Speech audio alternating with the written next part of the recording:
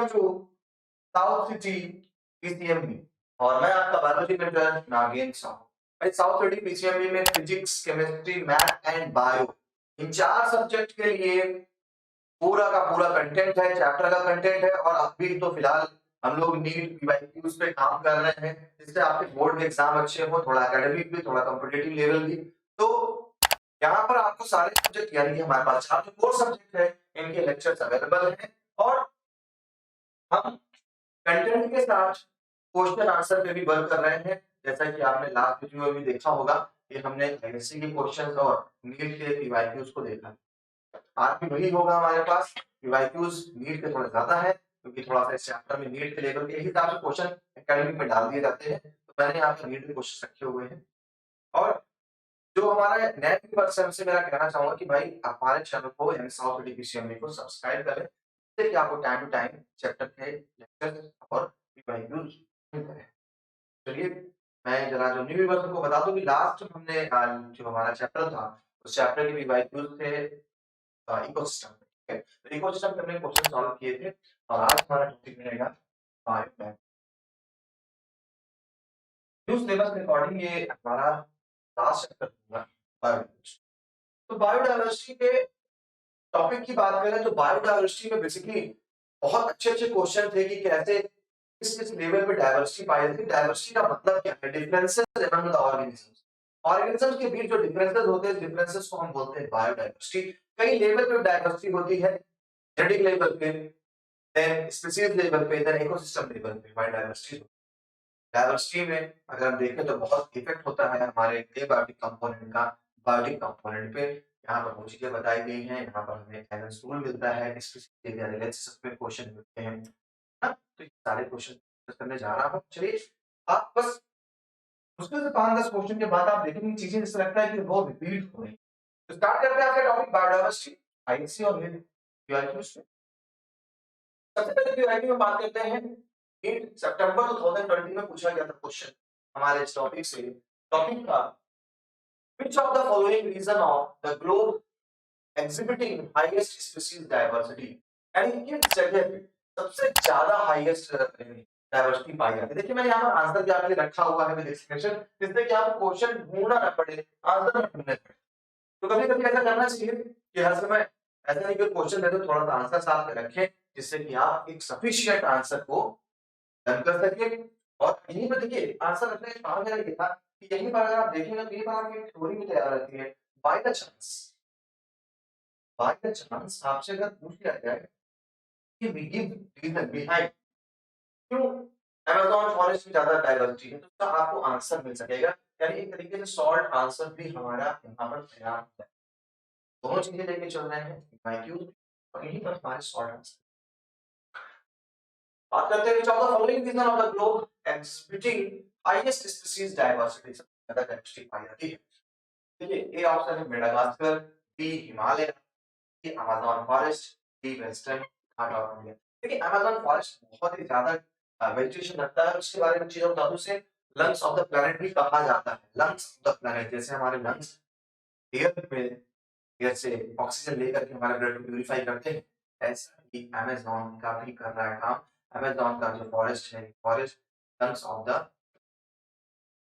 चलिए अब जरा एक्सप्रेशन देख लेते हैं। The Amazon rain forest in south America has the greatest biodiversity on earth. Rain forest have high biodiversity because they are abundant in nutrients, energy and have a favorable climate for the biodiversity। तो reason क्या है कि वहां पर क्या rain forest है। Water देखिए बहुत बड़ी चीज होती है। वाटर है तो चीजें डिकम्पोज होंगी, वाटर है तो आसानी से इनकी अवेलेबिलिटी है, प्लांट अच्छे से ग्रो करते हैं। नेक्स्ट क्वेश्चन की तरफ बढ़ते हैं। अगला क्वेश्चन हमारा कहता है क्वेश्चन नंबर 2। क्वेश्चन नंबर 2 में कह रहा है decline in the population of India NEET Orissa 2019। Decline in the population of India native species due to introduction of cameos, guinea pigs in river Yamuna can be categorized and हमारे seed है various guinea pigs ये river Yamuna से खत्म हुई, कौन से type का ये एक्सटिंक्शन है? तो को एक्सटिंक्शन है, फ्रेगमेंटेशन है, ओवर एक्सप्लॉइटेशन है, या एलियन स्पेसिफिक? देखिए, एलियन स्पेसिफिक, आपको बता दो एलियन स्पेसिफिक आगे पढ़ने के लिए बहुत ही इंपॉर्टेंट चीज है। एलियन स्पेसिफिक मेथड क्या है? एलियन स्पेस का मतलब होता है, इसी पे क्वेश्चन आता है नाइल पर्च पे। तो लेक विक्टोरिया में एक फिश इंट्रोड्यूस हुई, उसका नाम था नाइल पर्च। वो नाइल पर्च थोड़ी बड़ी फिश थी, और नाइल पर्च ने क्या किया, उस पॉन्ड उस लेक में मौजूद चिचिल्ड नाम की फिश थी, चिचिल्ड भी कहें, गिल्ड भी कहें, उस फिशेस को खत्म कर दिया, उसकी स्पीशीज लगभग 200 टाइप की स्पीशीज खत्म कर दिया उस लेक से। तो किसी उसको एक एलियन समझा गया कि एलियन गया कहीं पर बाहरी पार्टिकल और वो जाकर के उसने उस जगह के इकोसिस्टम को तबाह कर, इसे बोलते हैं alien species. Nine perch example, वहां क्वेश्चन नहीं बता दिया, वहां भी आ जाएगा। तो ये लिखता है depend the population of India native fishes due to the native fishes जो वहां की ओरिजिनल यानी एंडोजीनस जो स्पीशीज थी, native fishes due to introduction of Clarias Genepinus in the river Yamuna can be categorized as alien species as its posing threat to genus categories in our rivers. And यहाँ पर आपका option question number 3। Question number 3, NEET national level पे solar landing, which of the following is the most important cause for animals and plants being driven to extinction? कौन सा इसमें important cause है for animal and plants being driven to drought and flood, economic exploitation, alien species invasion, habitat loss and fragment? ये habitat loss and fragment, habitat loss कह रहा है कि ऐसा क्या है जिससे कि एनिमल्स और प्लांट ज्यादा एक्सटिंक्ट हो रहे हैं? तो habitat loss and fragmentation reason क्या है? जैसे जैसे हम मॉडर्न होते जा रहे हैं, हमें पॉपुलेशन बढ़ रही है, मॉडर्न होने के कारण हमने कई सारी घटनाएं करी, हमने जंगलों को काट करके रोड बनाना चालू किया। तो सिंपल सी बात है, जब आप किसी भी एक नेचुरल जो फॉरेस्ट है या कुछ भी है, आप उस जगह पे क्या कर रहे हैं, बीच से सड़क लेके जा रहे हैं, तो आपने फ्रेगमेंट कर जंगल को बांट दिया, और ये फ्रेगमेंट जब हो गया, क्या हो गया, हैबिtat लॉस हो गया, और हैबिtat लॉस के कारण क्या हो गया, वो तबाह हो गया। Question number 4 of is the national aquatic animal of India, national aquatic animal of India. तो क्या है हमारा 78-16 का क्वेश्चन था कि भाई नेशनल हमारी बर्ड है, ऐसे नेशनल एक्वेटिक एनिमल है। नेशनल एक्वेटिक एनिमल जो है क्या है हमारा, है हमारी ए रिवर डॉल्फिन। रिवर में पाई जाने वाली, लोगों को ये लगता है कि डॉल्फिन केवल समुद्र में पाई जाती है, लेकिन रिवर की भी कुछ डॉल्फिन होती हैं। तो कई बार लोग गंगा यमुना नदी में देखा गया है रिवर डॉल्फिन, तो लोग सोचते हैं समुद्र से आती है, बोले रिवर डॉल्फिन। ये क्या है हमारा नेशनल एक्वेटिक एनिमल है। ठीक, आ जाए हम आगे पे चलते हैं।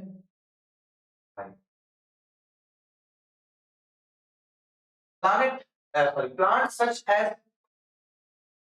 Prosopis, Acacia, and Capanis represent example of tropicals. देखिए, आपके लिए प्लांट को पकड़ लीजिए, अकेसिया अरेबिका, बबूल के पेड़ को पकड़, फूल, फूल बबूल। अकेसिया बबूल कहते हैं, बबूल में होते हैं कांटे, कांटे को इंग्लिश में बोलते हैं थॉर्न। फिर से आपको आंसर मिल जाएगा, plant such as prosopis, acacia and कैपानिस। प्रोसोपिस और कैपानिस आपके दिमाग के बाहर चला जाएगा, ठीक है, आप नहीं समझ पाओगे। कौन है अकेसिया? अकेसिया यानी कि बबूल और कांटों वाले पेड़ की जंगल है ये thorn. Question number 6, Alexander von Humboldt. अब आपके मतलब पे थोड़ा क्वेश्चन आएगा, सोच लग रहा है आपको। Alexander von Humboldt describe for the first time, Alexander Humboldt ने क्या डिस्क्राइब किया? अलेक्जेंडर हम्बोल्ट, एक क्वेश्चन बहुत इंपॉर्टेंट है बोर्ड के लिए, स्पीशीज एरिया रिलेशनशिप, यानी कि सी। स्पीशीज एरिया रिलेशनशिप है क्या? वॉन हम्बोल्ट कहते थे जब किसी जगह की जैसे जैसे एरिया बढ़ता जाएगा वहां की पॉपुलेशन भी बढ़ती जाएगी, वहां की स्पीशीज रिचनेस बढ़ती जाएगी। जैसे जैसे पॉपुलेशन बढ़ेगा स्पीशीज रिचनेस बढ़ेगी। ये हमारे वॉन हम्बोल्ट ने बताया। इस पे भी क्वेश्चन आ गया, मैं पढ़ाऊंगा आपको, ग्राफ बेस्ड क्वेश्चन है, मैं पढ़ाता हूँ। तो स्पीशीज एरिया रिलेशनशिप, तो स्पीशीज का एरिया से रिलेशन है यार। खुद समझो आप अपने कमरे में बैठे हो, आप अकेले पढ़ रहे हो, अभी आप अकेले हो, आप अपने दो रूम को देखोगे तो हाँ कोई आपका कजिन है, ब्रदर है, सिस्टर है, आप वो पॉपुलेशन मिल गई, पूरे घर को देखोगे तो और लोग मिलेंगे, अपने स्ट्रीट को देखोगे सारे घरों जोड़ो तो और लोग, यानी आप जैसे जैसे एक्सप्लोर करते जा रहे हैं एरिया को पॉपुलेशन बढ़ती जा रही है, but up to a limit, एक लिमिट वन इम्पोर्टेंट है ना। तो जब भी किसी जगह का एरिया बढ़ता है तो वहां की स्पेसिफिकनेस बढ़ती है, ये वन हो। ये क्वेश्चन हो गया। क्वेश्चन नंबर 7 चलिए। ये एरिया है, ये एरिया और ये स्पीसीज।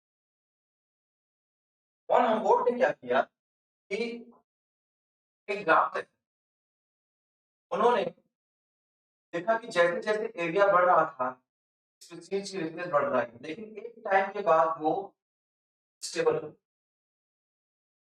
कि आप यूनिवर्स के बाहर चले जाओगे तो वहां पॉपुलेशन कहाँ मिलेगी, वहां तो पॉपुलेशन मिलेगा नहीं आपको।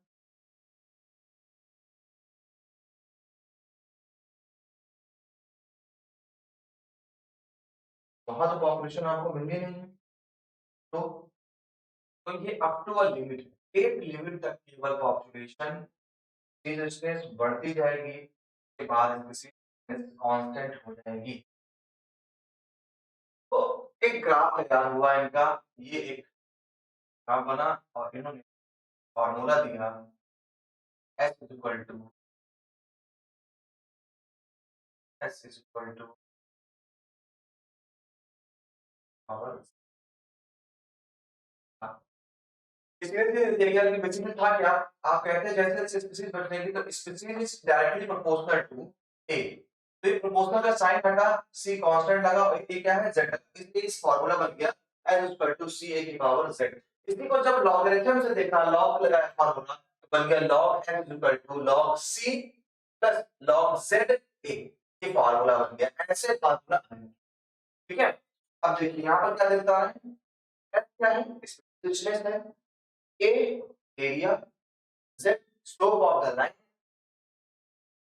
regression coefficient होता है और C क्या है, Y इंटरसेप्ट। ठीक है, मतलब ये कि देखिए ये Y एक्सिस है, ये X एक्सिस है, Y से इंटरसेप्ट कर रही है, ये मुड़ गया, इसको बता रहा है क्या वो C, C दिया जा रहा है जहां पर हमारा इधर सीधे जाना चाहिए था वो इधर चला गया, इंटरसेप्ट हो गया, X से वो कहां चला गया, Y की तरफ चला गया।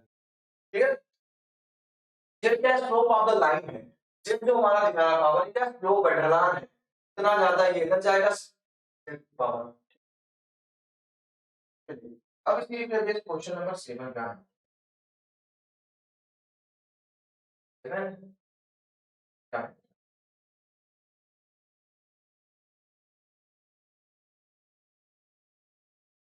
क्वेश्चन रिपीट होंगे धीरे धीरे। कह रहा which of the following is most, ये 2016 में पूछा गया था, which of the following is the most important cause of animal and plant being driven to extinction. तो अभी आपने देखा था क्या था, हैबिtat लॉस एंड फ्रैगमेंट, इसलिए क्वेश्चन हो गया क्या, रिपीट हुआ question. Question number 8, red list contains data for information of, देखिए रेड लिस्ट एक लिस्ट थी, एक तरह की डायरी है, इसके डायरी कहते थे जहां पर हमारे एंडेंजर्ड स्पीशीज के बारे में, एक्सटिंक्ट या एक्सटिंक्ट स्पीशीज के बारे में डाटा रखा गया। क्वेश्चन कहते हैं रेड लिस्ट कंटेन्स डाटा और इंफॉर्मेशन ऑन ए और economically important plants, plants whose products are in international trade, threatened species या marine vertebrate, तो threatened species, बाकी सब बेकार होगा, थ्रेड लिस्ट का आंसर है। क्वेश्चन नंबर 9 की तरफ बढ़ते हैं। क्वेश्चन नंबर 9 कहता है which of the following is correctly match, कौन सा करेक्ट मैच करता है, चलो एरेंकाइमा, ओपल्सिया, age pyramid, biome, parthenium, threat to biodiversity. क्या आंसर सी, पार्थेनियम क्या है, एक स्पीशीज है जो, पार्थेनियम जो हमारी स्पीशीज है वो क्या हो रही है, थ्रेट के कंडीशन पे जा रही है, थ्रेटेड स्पीशीज की कंडीशन पे है। तो हमने इसे आगे क्या दिया, क्वेश्चन नंबर 10 पे आ जाए, बटन आई 2014 का क्वेश्चन है। Given below is the representation of the extent of global diversity of invertebrates. What group for ठीक है, एनसीईआरटी का एक बहुत बढ़िया डायग्राम दिया गया एनसीईआरटी पे और आज से है फेमस डायग्राम है। सबसे देखिए दिमाग लगाइए कि आप देख रहे हैं इस फ्लो चार्ट में ए बी सी डी, ठीक है, और आप याद करें बुक के हमारे उस पे अलग अलग एनिमल्स का ग्रुप है, वर्टिब्रेट अलग है, मैमल्स अलग है ना, फिशेज अलग है।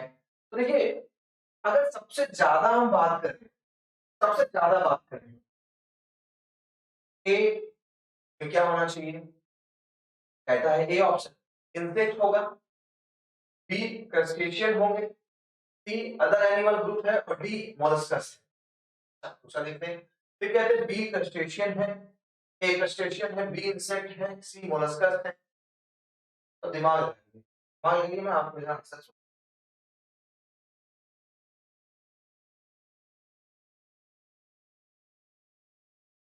एंड आंसर है सी।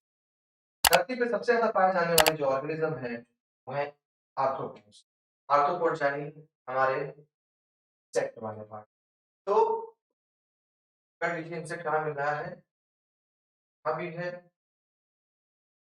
a species facing extremely high risk of extinction in the immediate future is ऐसे स्पीसीज जिनकी पूरी तरीके से संभावना है कि फ्यूचर में वो इंडेंजर्ड हो जाएंगी, मतलब एक्सटिंक्ट हो जाएंगी, रहेंगी नहीं, इंडेंजर्ड हो जाएंगी।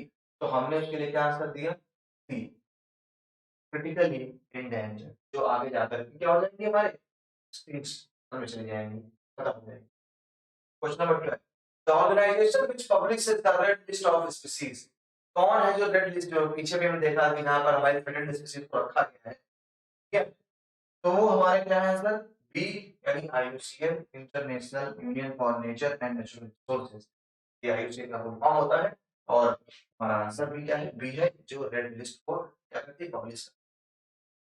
Number 13, question number 13, which of the following represent maximum number of species among the global warming, देखिए अब से जुड़ा आगे ओवरऑल ऑर्गेनिज्म का वो एनिमल्स क्या है, फंजाई है, मौस है, फल है। सबसे ज्यादा यार देखो सिंपल सा हमें दिख रहा है, सबसे ज्यादा हमारा कैटेगरी फंजाई है।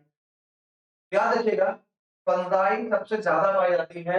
रीजन क्या है, फंजाई के स्पोर्स बहुत बनते हैं और इसका एग्जांपल आप ऐसे समझ लें कि अगर कहीं पे थोड़ा सा मॉइस्चर है और कोई वहां पे डेड एंड डिकेइंग मटेरियल है तो वहां फंजाई लग जाएगी, चाहे वो रोटी हो या फर्नीचर हो या कुछ भी नहीं हो। तो इसलिए फंजाई का बहुत ज्यादा रोल होता है। 2013 का question, maximum nutritional diversity is found in the group. Maximum nutritional diversity found in the group fungi, Animalia, Monera, Plantae.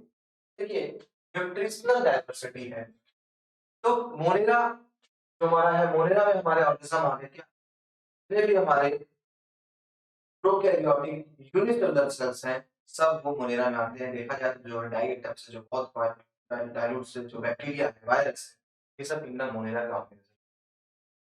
तो डाइवर्स सबसे ज्यादा किसकी हुई,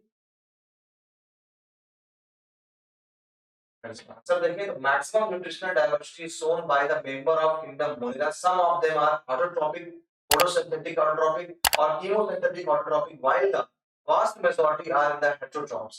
तो बहुत सारी वैरायटी है, मैक्सिमम डाइवर्सिटी पाई जाती है, उस टाइप में खाना बना लेते हैं, वो केमिकल से भी खाना बना लेते हैं, वो हेटेरोट्रॉपिक नेचर के भी हो सकते हैं। तो काफी डाइवर्सिटी पाई जाती है, तो यार इसमें बड़े चलिए क्वेश्चन आई नीड, और यार एमडी ऐसे लेवल के क्वेश्चन पूछता, बड़ा आपने सब कुछ है लेकिन एक्सप्रेशन नहीं। The highest number of species in the world is represented by highest number of species in the world, CBSE AI के 2012। तो हाईएस्ट नंबर की अगर देखें तो अभी आप पढ़ के आए हैं तो ऑप्शन को पढ़ने की जरूरत नहीं है, आपसे पूछता है हाईएस्ट नंबर किस स्पीशीज के पाए जाते हैं, तो आप क्या पढ़ के आए हैं, fungi, highest number. Which one of the following shows maximum genetic diversity? कह रहे हैं which of the following shows maximum genetic diversity? भाई तो आपने देखा होगा कि राइस की 10,000 स्पीशीज पाई जाती हैं। राइस आंसर सीधे सीधे होगा क्या? राइस। बहुत ज्यादा डाइवर्सिटी है, मैक्सिमम जेनेटिक डाइवर्सिटी है in India.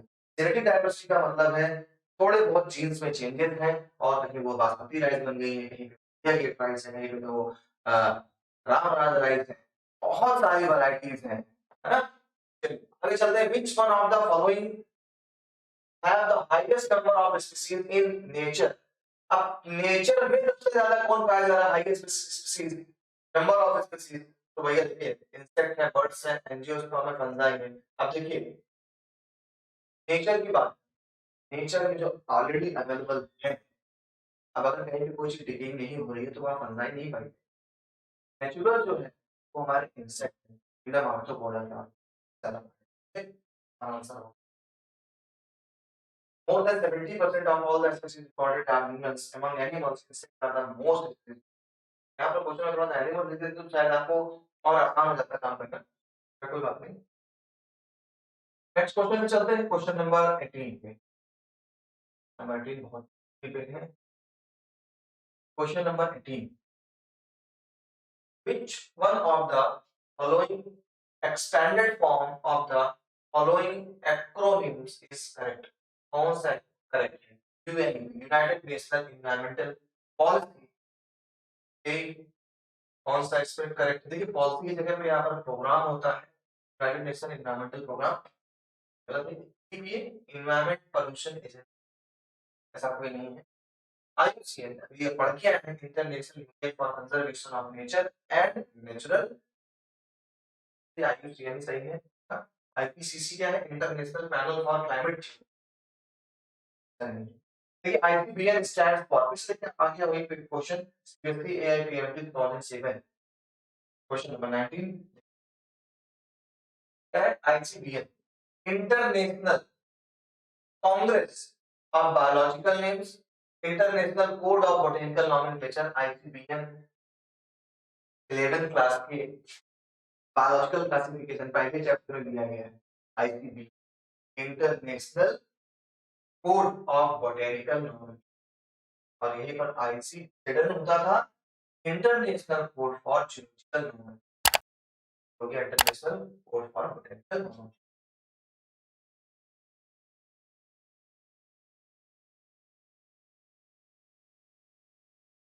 Number 20, which one of the following pairs of organism are exotic species?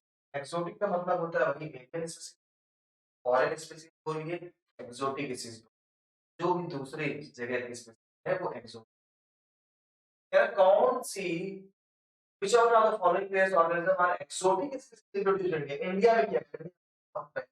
हमारे जो अंग्रेज लोग थे, अंग्रेज लोगों ने बहुत सारी चीजें यहाँ पर इंट्रोड्यूस करी थी। हमारे यूकेलिप्टस हो गया, हमारा पार्थेनियम हो गया। चल देखते हैं क्या ऑप्शन है।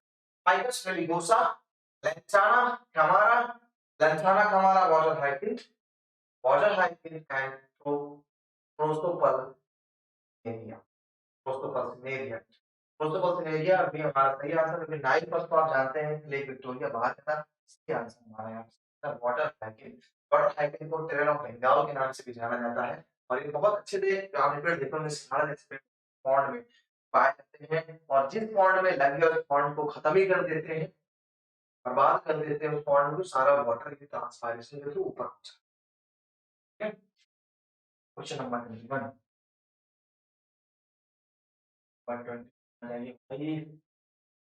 Question number 21 CBSE AI PMT 2006 का क्वेश्चन है।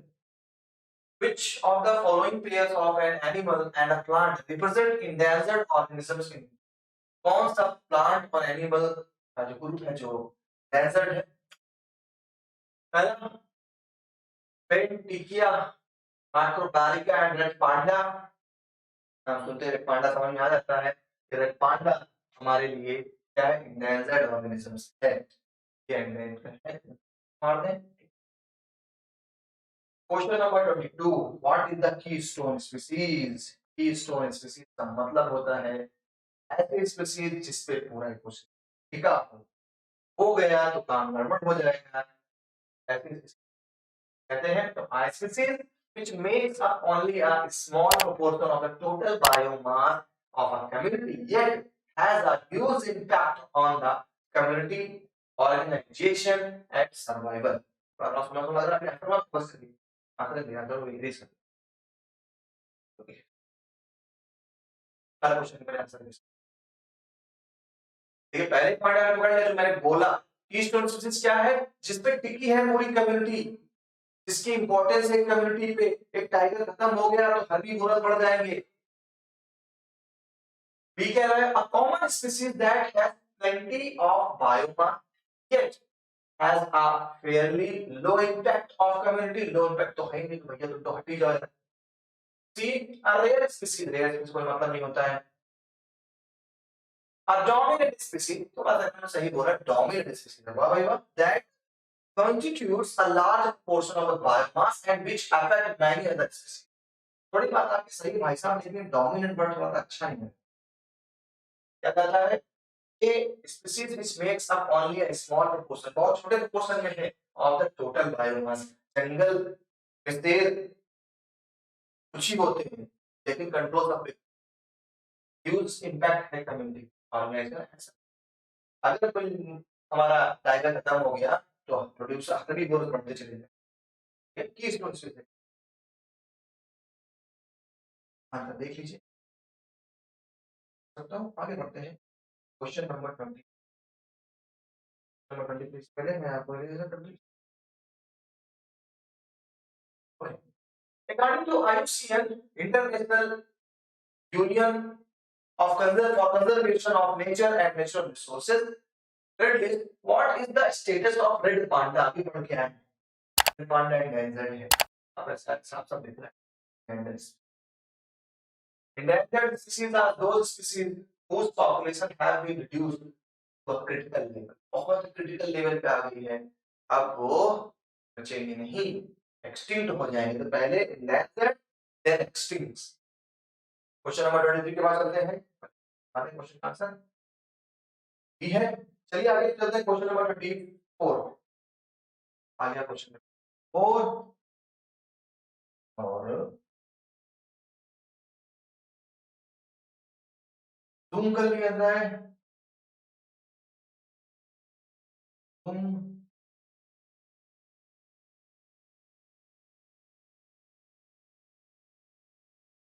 क्वेश्चन नंबर 24,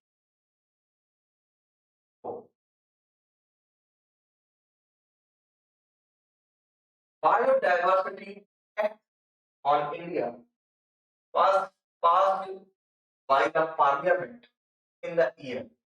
बायोडाइवर्सिटी एक्ट लगा इंडिया में और वो इंडिया पार्लियामेंट पास आउट कब हुआ, तो हुआ वो हमारे पास 2022। According to the US Office Technology Assessment, biological diversity is the variety among living the organisms and the ecological complexes in which they occur। Biodiversity Act of India was passed by the Parliament in the year of 2002 में biodiversity act पास हुआ और फिर धीरे धीरे उसमें लगे हुए नियम फॉलो हुए।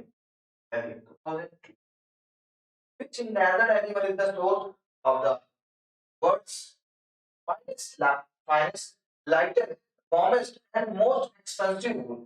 कौन ऐसा endangered species है, यानी बात कर रहा है किसी ये भेड़ की यानी शीप की, ऐसी कौन सी शीप है जिसके सबसे फाइनेस्ट, सबसे वार्मेस्ट और मजबूत वुलन तैयार होती है? पश्मीना है कि कश्मीरी गोट है या नागाई? देखिए भाई आंसर हमारे पास, according to the US office of technology इसमें 1957 12 का डाउन तो डिफरेंस दे रहा है। हमारा आंसर है सी,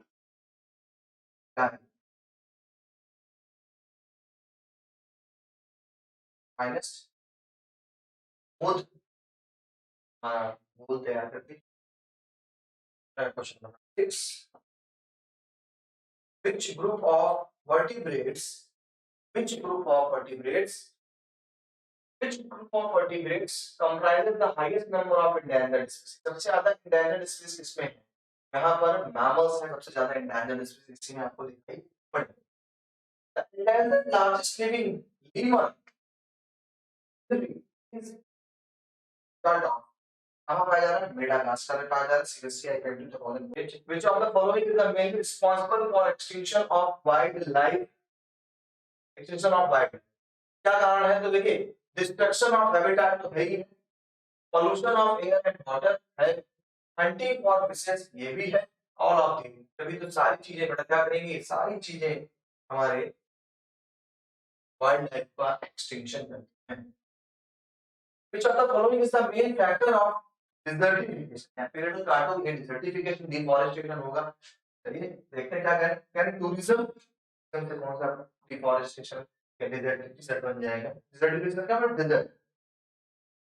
इरिगेटेड एग्रीकल्चर, जब ओवर ग्रासिंग होगा, जब कहीं भी वेजिटेशन खत्म हो जाएगा तो जो मिट्टी बचेगी वो डिजर्टिफिकेशन की तरफ चला जाएगा, जैसे हमारा जैसलमेर राजस्थान। क्वेश्चन नंबर 30 की तरफ चलते हैं। If the forest cover is reduced to half, what is the most likely to happen on a long basis?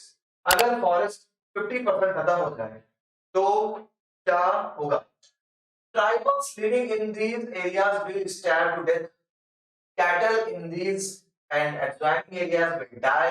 Large area will become desert. अभी आप पढ़ के आएंगे जब वेजिटेशन ज्यादा हो जाएगा, ज्यादा आप लोग खत्म करेंगे, वो हो जाएगी तो वो डेजर्ट में कन्वर्ट होना चालू हो जाएगा। ट्राइबल तो कहीं भी जाकर रह लेंगे, जानवर भाग जाएंगे सैलेड एरिया की तरफ, लेकिन वो आधा पार्ट खत्म हुआ वो डेजर्ट में कन्वर्ट हो जाएगा। Answer will be C. Wildlife destroyed most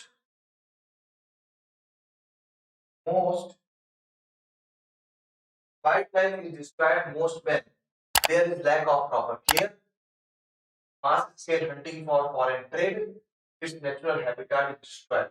देखिए कहीं पर भी हो यार, ऐसा नहीं है कि शेर इधर को खा रहा है तो इधर की स्पीशीज खत्म हो रही है। हाँ लेकिन वो जंगल लेगा तो स्पीशीज खत्म हो जाएगी। किसी का नेचुरल हैबिटेट आप छीन लेंगे तो फिर वो चीज क्या हो जाएगी, फिनिश हो जाएगी। तो ये हमारा आंसर है क्या, it's natural habitat is destroyed. Clear? Number आगे टॉपिक की तरफ बढ़ते हैं, खत्म करते हैं टॉपिक 1।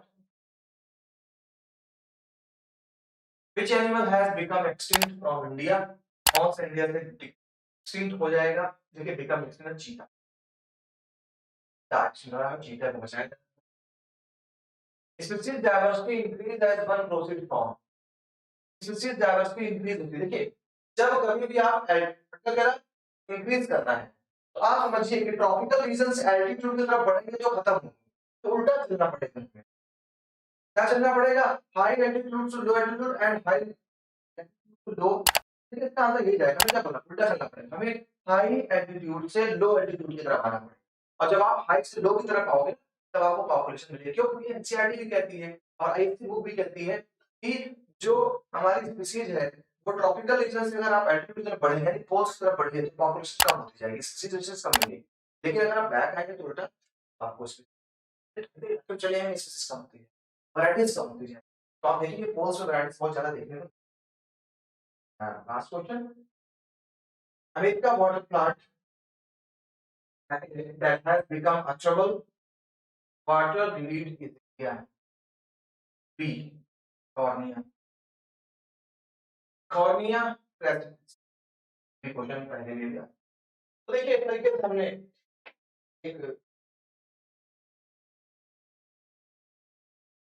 डाइवर्सिटी के टॉपिक को उसके क्वेश्चन रीड के समझे, काफी क्वेश्चन देख लिए, काफी कुछ ट्रेंड चला आता है कि हाँ इंडियन पार्लियामेंट में कब डाइवर्सिटी का एक्ट लागू हुआ था, तो चीजें नई सीखने को मिलती।